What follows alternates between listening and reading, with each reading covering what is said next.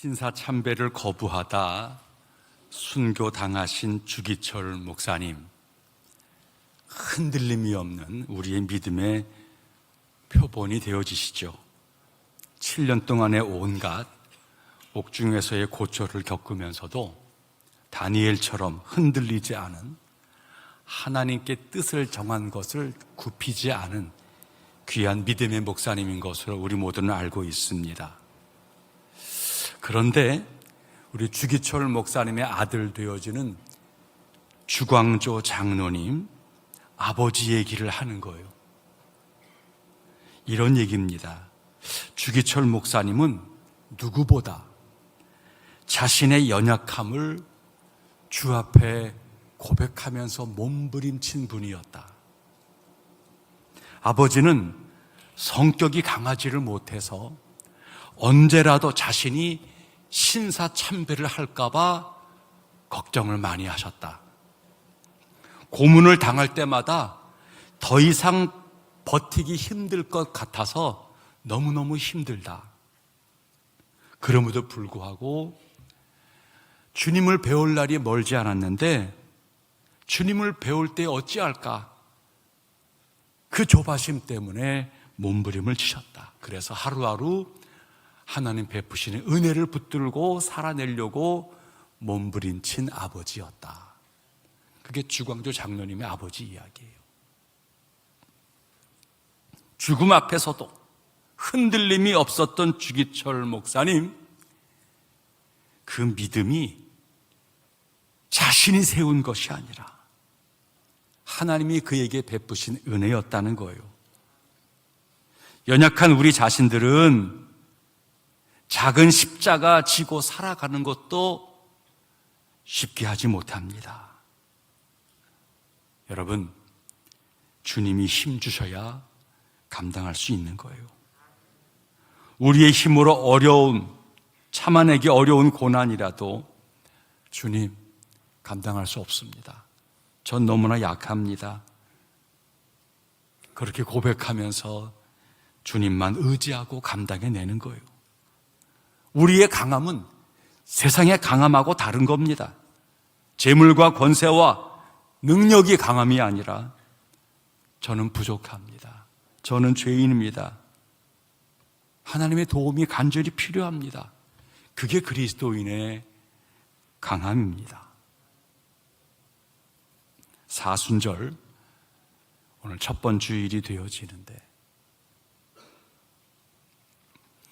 우리의 앞서 십자가로 걸어가시는 주님을 묵상하는 기간이에요. 주님께서 왜 그 길로 가셔야 했는지 물끄러미 쳐다보다가 우리가 서 있는 그 자리에서 한 발자국만이라도 주님, 나도 주님을 닮고 싶어요. 그런 몸부림으로 한 발짝을 떼어보는 그런 사순절 모두에게 있기를 축복합니다. 오늘 우리 시대의 가장 큰 아픔은 지난날 분명히 가난하고 어려웠을 때라도 그때는 가족 식구들이 조금 더 위로해 줬어요. 서로 걱정해 주었습니다. 집안이 그래도 조금은 화목했어요. 근데 오늘날 그 화목이, 평화가 위협받고 있다는 것입니다. 나 좀 새롭게 하고 싶어. 잘하고 싶어. 민주, 자유, 기술, 번영, 잘 살고 싶어. 다 좋아요. 그런데 여러분, 화목하지 못하면, 평화가 없으면 아무 쓸데 없습니다. 가정의 행복은 아내와 남편이 하나 되는 것이고 부모가 자식 귀하게 여기고 자식이 부모는 귀하게 여기는 거예요. 교회의 행복은 목회자와 성도가 하나 되는 것이고 성도와 성도 사이가 하나 되어지는 거예요. 나라의 행복은 나라를 다스리는 위정자와 백성들이 한 마음을 품는 것이고 백성 서로가 하나 되고자 하는 거예요. 그게 나라의 행복이에요. 값진 음식들이 우리를 행복하게 하는 것도 아니고 4만 불 GDP 그 경제 성장이 우리를 행복하게 해주는 것도 아닙니다. 하나가 되어야 행복해지는 것입니다. 오늘의 정치, 학교에서의 가르침, 어른들이 후배에게 얘기해 주는 것이 우리가 좀 어떻게 하나가 될 것인가? 여기에 초점 맞추면 좋겠다 하는 생각을 가져보는 겁니다. 근심과 고통이라고 하는 이 단어, 이 헬라말의 어원은 분열이라고 이야기합니다. 근심과 고통의 어원이 분열이라는 거예요.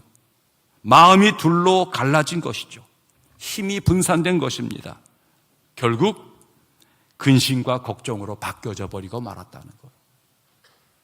한 마음일 때 지혜도 창의력도 능력도 나타나는 거예요. 우리는 하나가 되어야 할 필요를 알고 있고 되고 싶어요. 그런데 이게 쉽지가 않아요.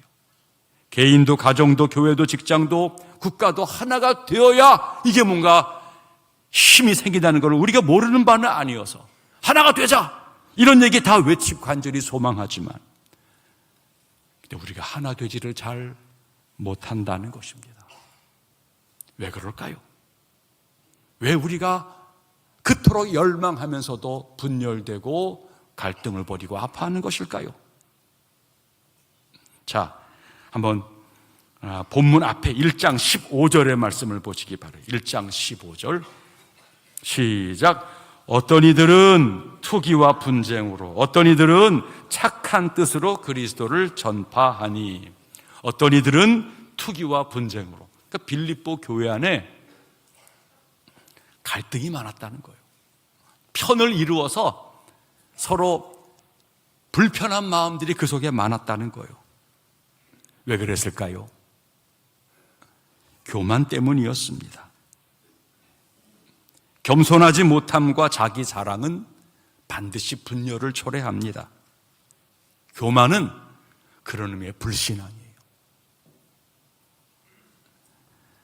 내가 주인 되고 내가 제어하고 다스릴 수 있다는 게 교만입니다. 사실이 아니죠. 우리가 교만하면 내 욕심이 하나님이 됩니다. 내가 우상이 되는 거예요. 내가 심판자가 되고 내가 절대자가 됩니다. 그게 교만이에요. 하나님은 그 교만한 자를 반드시 심판하십니다. 교만하면 마음이 분열되어지고 고민에 빠지고 그가 있는 곳에 갈등이 생겨요. 가정과 교회가 깨지는 거예요. 교만은 그 자체로 심판이 됩니다. 결국 자기 우월감이 문제입니다. 나는 특별하다. 그 특권 의식 때문에 하나가 되지를 못하는 것입니다. 가만히 보면 특별할 것이 아무것도 없는 사람들이 내가 특별하다라고 여기는 거예요. 교육학계에 이런 말이 있어요. 아이들이 밖에 나가서 친구와 놀다가 싸우게 되어졌어요. 아이가 맞고 들어왔어요. 부모가 아이를 타이르는 거예요. 그 하는 말이 너 싸우면 안 된다. 너는 다른 날과 달라. 너는 특별해. 이런 식으로 훈계하게 되어지면 아이는 커서 특별한 사람이 되는 것이 아니라 특별한 문제가 될 소지가 많다는 거예요. 특별한 거 아무것도 없습니다. 너와 나는 똑같습니다. 우린 다 죄인일 뿐입니다. 본문은 우리의 하나됨을 위해서 해결책을 제시하려고 해요. 문제의 원인이 밖에 있지 않다는 거예요. 객관적인 것이 아니라는 거예요. 내 안에 있고 너의 주관을 들여다보라는 거예요. 화목하지 못한 이유는 상대방에게 있는 것이 아니라 우리 자신에게 있다는 거예요. 그 원인이 내게 있음을 인정할 때에 거기 그리스도의 향기가 겸손과 온유가 나타나게 되어진다는 거예요. 자, 오늘 본문으로 들어와서 1절과 2절 말씀 보시기 바랍니다. 시작. 그러므로 그리스도 안에 무슨 권면이나 사랑의 무슨 위로나 성령의 무슨 교제나 긍휼이나 자비가 있거든 마음을 같이하여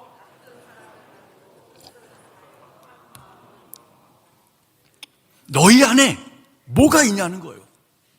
지금 바울은 옥중에서 빌립보 성도들에게 편지를 쓰고 있는 거예요.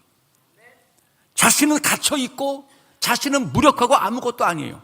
그러나 바울은 빌립보 교회를 뜨겁게 사랑하는 마음을 가지고 갇혀 있는 자가 자유한 자를 위해서 오히려 하나님 말씀을 전하고 있는 것입니다. 너희 안에 그리스도의 권면이 있잖아. 너희들 예배드리고 설교 말씀 듣고 있잖아. 성경 읽고 하나님 말씀 새기고 있잖아. 너희 가운데 역사하시는 성령님의 교제가 있지 않아? 그분이 강권하심으로 우리의 마음을 북돋는 것을 느끼지를 못해? 그분이 우리에게 베푸시는 긍휼과 사랑과 자비를 못 느껴? 너희 가운데 이게 있잖아.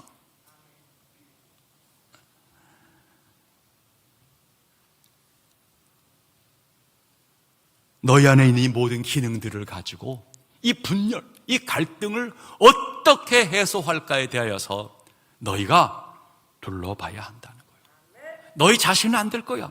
그러나 너희 가운데 하나님의 말씀이 있고 성령의 교제가 있고 사랑과 용서와 자비가 우리 가운데 있는데 그것이 너희 가운데 작동이 되도록 해야지. 이 말씀 전하시는 거예요. 그리고서는 2절에 가서 마음을 같이 해서 같은 사랑을 가지고 뜻을 합하여 한 마음을 품어. 이게 교회다운 거야. 우리의 주인이신 예수님께서 우리 앞서 거닐었잖아. 십자가로 가고 계시잖아. 주님을 본받아야 돼. 그러면 너희 안의 문제들이 해결되어지는 거야. 그리스도를 본받아. 여러분, 어떻게 우리가 주님을 감히, 맞아요, 그 넓고 크신 사랑, 그 높으심에 대해서 우리가 어찌 다가갈 수가 있겠어요? 신앙생활은 처음에는 예수님이 십자가에서 우리를 구원해 주었대. 지식으로 들었다가 조금 십자가에 달린 주님을 바라보면서 가슴이 뭉클해지는 거예요. 그러다가 미안한 마음도 생기고 내가 이래서는 안 되지 이런 마음도 생기고. 그런데 신앙생활이 진짜 되는 것은 그 십자가의 주님을 바라보며 물끄러미 서 있다가 내가 있는 자리에서 한 발자국 발걸음을 떼는 거예요. 내가 아니에요. 주님을 바라보는 중에 더 이상 내가 여기 있으면 안 되겠다. 더 이상 나를 고집해서는 안 되겠다. 나도 한 발자국 주님께 앞으로. 우리가 어떻게 하나됨을 이룰 수 있겠습니까? 3절과 4절 말씀 보세요. 시작. 아무 일에든지 다툼이나 허용으로 하지 말고 오직 겸손한 마음으로 각각 자기보다 남을 낮게 여기고 각각 자기 일을 돌볼 뿐더러 또한 각각 다른 사람들의 일을 돌보아 나의 기쁨을 충만하게 하라. 오직 겸손한 마음으로. 자기보다 남을 낮게 여기고. 겸손은 다름이 아니에요. 아이고, 저 사람이 더 귀해. 저 사람이 나보다 나아. 그를 높여주는 거예요. 그를 존중해 주는 거예요. 그래야 겸손이 출발이 되어져요. 그런 다음에 자기 일에 최선을 다하는 거예요. 내 할 일 하는 거예요. 남과 비교하지 말라는 거예요. 각자 받은 바 은사와 달란트는 달라요. 자기 일에 최선을 다하는 거예요. 그런 뒤에 조금 여력이 있어요. 그러면 내일 끝났다고 멈추지 말고 다른 사람도 조금 도우라는 거예요. 내가 다 했다고 난 괜찮아 끝났어 만족하지 말고 주변을 둘러보면은 아직 자기들 제대로 챙기지 못하는 약한 자가 있다는 거예요.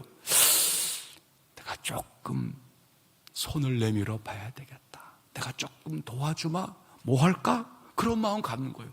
이게 그리스도의 마음이고, 이런 마음이 나타나게 되어지면 그리스도의 일들이 벌어진다는 거예요. 이제 사도 바울은 너희 안에 이 마음을 품어라. 그리스도 예수의 마음인 모델을 보여주는 거예요. 이렇게 한번 해보라는 거예요. 그리고 그리스도가 우리에게 보이신 진짜 그리스도의 겸손을 본받아 보라는 거예요. 자, 7절, 8절 말씀 보시기, 6절과 7절 말씀 시작. 그는 근본 하나님의 본체시나 하나님과 동등됨을 취할 것으로 여기지 아니하시고 오히려 자기를 비워 종의 형체를 가지사 사람들과 같이 되셨고. 그리스도는 하나님이신 분이에요. 그분이 육신을 입고 우리 가운데 찾아옴이, 이게 성육신 예수 그리스도가 되어지고 찾아오신 예수, 나신 예수 그리스도를 믿는 게 우리 신앙 고백이에요.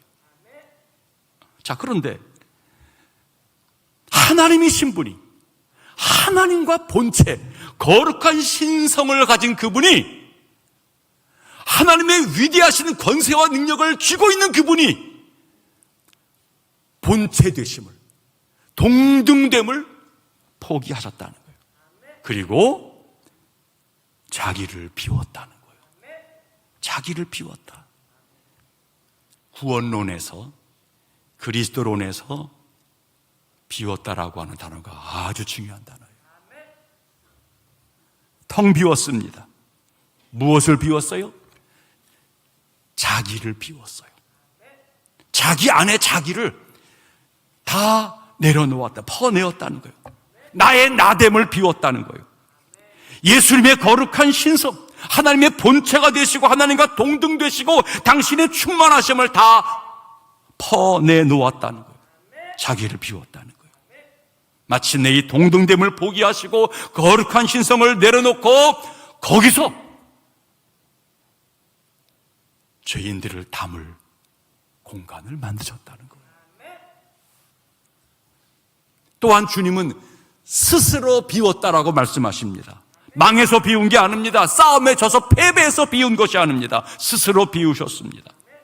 성경에 고난당하는 것이 우리에게 유익이다 하는 말이 있어요. 묵상해 보는 거예요. 비우지 못하는 우리에게 때때로 하나님께서 어려운 시험을 통해서 억지로라도 비워보게 하시는구나. 그게 유익이라는 거예요.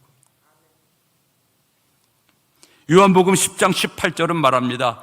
이는 내게서 빼앗는 자가 있는 것이 아니라 내가 스스로 버리노라. 주님은 빼앗겨서 당신의 선생, 당신의 위대한 말씀의 능력, 위대한 치유와 많은 베품, 모두를 이기는 거룩함, 이거를 내려놓으신 비우심이 내가 스스로 이 일을 행하신다는 거예요. 자원함으로 버렸어요. 억지로 피동적으로 그리한 것이 아니라 자발적으로 하셨다는 거예요.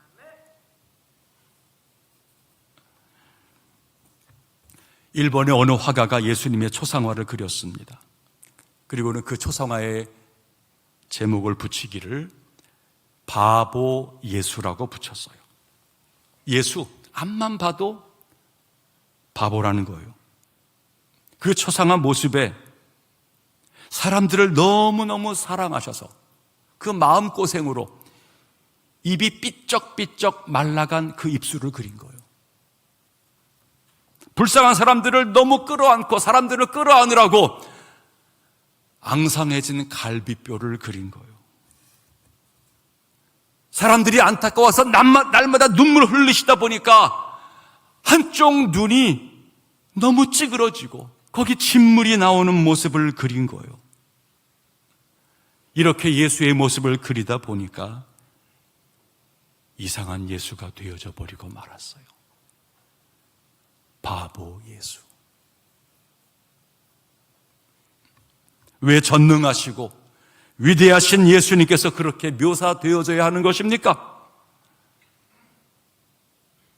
당신의 사랑 때문에 그렇다는 거예요. 여러분, 자식 키우는 과정에서 부모는 바보가 됩니다. 할머니, 할아버지가 자식 바라보며 바보가 되어져요. 아이고, 한때 저렇게 힘세고 세상 권세에 있던 저 양반이 손주 앞에서 쩔쩔매고 모든 사람 보기에 허허, 자식 바보다, 그런 말 듣는 거예요. 사랑하면 바보 된다는 말이 그렇게 부끄럽지 않아요. 남들의 조롱이 허허 넘어가게 되어져요.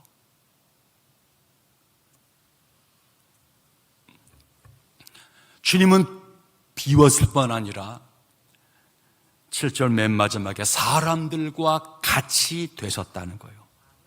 자신을 비우더니 이상한 존재가 되어져 버리고 다른 존재가 되었다는 거예요.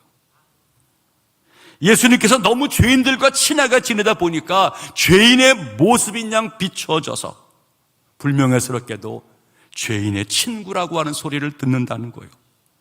저 양반 저거 죄인들 맨날 먹고 마시고 있어, 저가지 세속주의자 아니야 라는 소리를 주님은 들으셨다는 거예요. 비우신 주님이 죄인의 모습이 되신 거예요. 주님의 우리를 향한 구원은 내가 좀 기다려줄게, 내 돌아오면 내가 받아줄게, 내가 특별히 내가 봐준다, 내가 용서해 줄게, 이게 주님의 구원이 아닙니다. 주님이 우리가 무엇을 주는 것이 구원이 아닙니다. 주님의 구원은 찾아오셨고 우리의 모습이 되신 거예요. 죄인의 모습을 그대로 우리 옆에 갖고 계신 거예요. 하나님의 아들이 나와 똑같은 모습이 된 것, 거기에서 왜 그랬어요? 왜 주님께서 죄인 소리를 들어야 되고 왜 그렇게 모욕과 조롱을 들으셔야 했어요? 나를 향한 구원인 줄로 깨달으면서 거기 주 앞에 무릎을 꿇는 것이 구원이에요.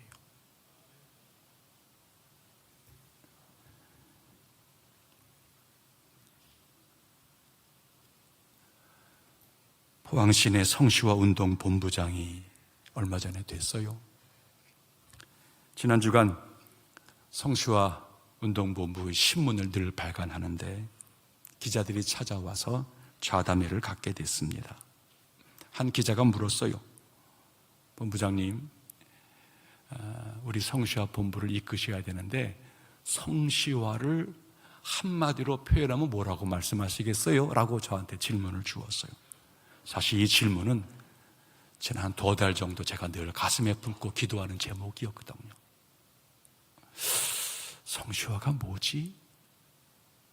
2년 동안 나보러 뭘 하라는 거야? 아유, 바쁘고 목회도 힘든데 그냥 그거 내가 왜 해야 돼? 이런 생각을 많이 가졌어요. 그러면서 감당해야 될 몫을 한번 감당해야지라고 하면서 성시화가 뭐야? 질문을 많이 갖는 중이었어요. 한마디로 정의했어요. 성시화는 친구되기입니다. 성도와 교회가 도덕적 윤리적으로 우리가 높은 곳에 있어서 좀 죄 많고 문제 많은 이 세계를 좀 깨끗한 도시로 만들어야 되겠다, 그러기에는 우리 힘이 없습니다. 세상에 대해서 자랑할 게 별로 없습니다. 교회가 떳떳하게 이 위대함을 표현하겠다, 그럴 면면이 우리에겐 별로 없습니다. 우린 자랑할 게 없습니다. 우린 오히려 더 심각한 죄인인 것을 자백할 뿐입니다. 이런 죄인된 저희들을 찾아와 주어서 우리 주님이 저희에게 친구가 되어 주었는데, 그게 고맙고 감사한 것이 우리의 구원의 누림이 되어지는데, 친구 되기가 성시화인 것 같습니다. 우리는 우월하지 않습니다. 세상보다 도덕적이고 더 똑똑하지도 능력이 많지도 않습니다. 우린 세상보다 더 큰 죄인일 뿐입니다. 그런데 그런 우리를 정죄하지 아니하고 찾아와 주어서 우리 모습이 되어 주어서 우리 친구가 되어신 주님이 너무너무 자랑스럽고 고마울 뿐입니다. 세상에 대해서 할 수 있는 일은 다름이 아니라 우리가 그런 것처럼 세상에도 힘들고 아파하는 사람이 있을 것입니다. 그에게 주님이 내가 하신 것처럼 나도 그에게 친구가 되어주는 것, 그의 손을 붙잡아 주는 것, 그와도 어려움을 나누는 것, 그래서 나의 친구 되신 그 예수님이 너의 친구가 되었으면 좋겠어, 그 마음을 전하는 것, 그것을 친구 되기, 성시화라고 여깁니다. 제 생각이에요.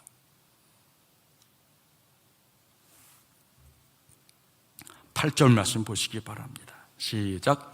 사람의 모양으로 나타나사 자기를 낮추시고 죽기까지 복종하셨으니 곧 십자가에 죽으심이라. 주님은 비우고 비우시더니 나아가 우리와 똑같은 모습으로 우리 가운데 계속 거하시더니 마침내 죽기까지 그 일을 이루셨다는 거예요. 끝까지 하셨어요. 십자가에 죽으심이라. 주님은 하나님께 복종했고 우리에게 복종했어요. 복종하실 이유가 없는 분이 복종하신 거예요. 우린 그것이 나의 구원이라고 믿는 거죠. 여러분, 세상을 곰곰이 들여다보면 세상을 움직이는 힘이 뭔가 보는 거예요. 똑똑하고 잘난 사람들, 힘 있고 권세 있는 사람들이 뭔가 이것저것 조직을 움직이고 비전을 제시하고 이리로 가자. 정말 그렇게 세상이 움직이는 것일까? 그런 사람들은 또 나왔다가 또 다음 사람 나오고 또 다음 사람 나오고 계속 그러는 것 같아요.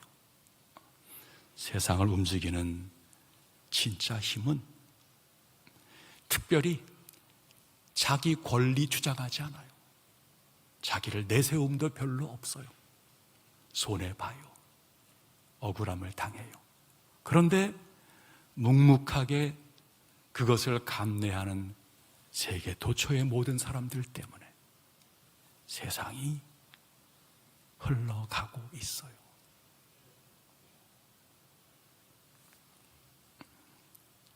아주 역설적이에요. 세상에서 발전이라는 것은 남들과 다르게 해야 돼요. 제품 하나 만들어도 튀어야 되고 독특해야 돼요.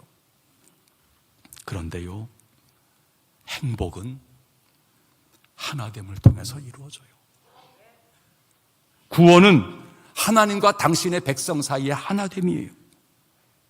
죄로부터는 떠나려고 하는 거예요. 그러나 하나님 안에 거하고 하나님이 내 안에 거하시기를 간곡히 구하는 거예요. 그리스도인은 세상과 구별되고자 하는 삶을 갈망하지만 세상에 대한 우월감을 가리키는 것이 아니에요. 그 구별된 삶이란 반대로 세상에 녹아지는 것이고 세상 속에 스며드는 거예요. 바리새인들은 의식적으로 죄인과 쌍과 분리하려고 애를 쓰는 거예요. 그런데 이상하죠? 그들의 속은 더 탐욕적이에요. 세상 권세와 물질을 더 간곡히 붙잡고 있어요. 그런데 주님께서는 세리와 죄인의 창기에 친구가 되는 거예요. 조롱을 받아요. 모욕을 받아요. 그런데 거기에는 구원이 벌어져요.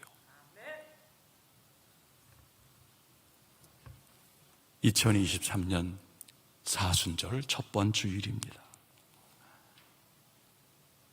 주님께서 십자가로 걸어가고 계시는 거예요. 큐티해야 돼요. 조용한 시간을 가져야 돼요.